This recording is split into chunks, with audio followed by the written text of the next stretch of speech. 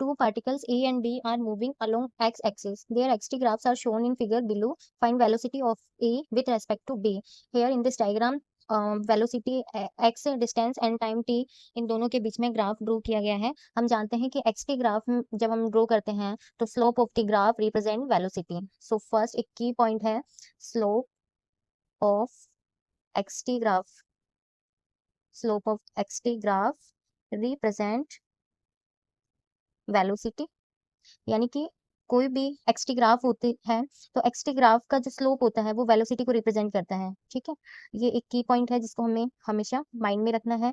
तो यहाँ पे एक्सटी ग्राफ गिवन है, एक पार्टिकल ए है जिसका एक्सटी ग्राफ ये है। देखिए पार्टिकल ए का एक्सटी ग्राफ ये है और पार्टिकल बी का एक्सटी ग्राफ ये है। तो slope of this represent velocity.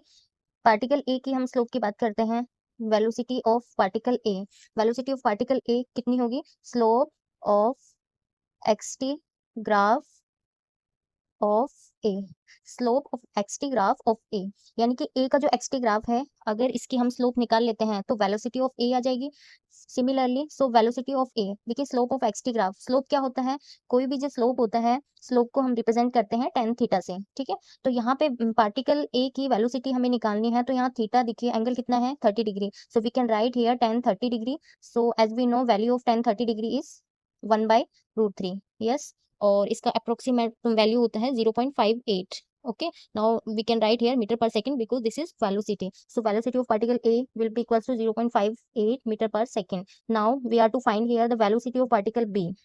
This is the xt graph of particle B. So slope of xt graph of B, देखिए B का जो xt ग्राफ है उसकी अगर हम स्लोप फाइंड कर लेते हैं then we can find velocity of particle B. So we can write here tan slope of xt graph, slope को हम रिप्रेजेंट करते हैं tan थीटा से। हियर थीटा इज 60 डिग्री, देखिए पार्टिकल B के लिए एंगल का वैल्यू है 60 degree. So we can write here tan 60 degree and the value of tan 60 degree is equals to √3 and this is equals to 1.732 metre पर second. Yes, so velocity of particle B will be equals to 1.732 meter per second. Now we are to find velocity of A with respect to B. So how to represent velocity of A with respect to B?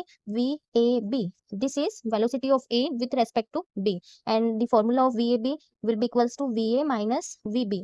Now put the value. Substitute the value in this equation. Velocity of particle A, this is 0.58 minus velocity of particle B is 1.732. So here will be final answer 1.152 meter per second. This is the velocity of A with respect to B. This is our final answer. बहुत easy है. If you have any doubt, you can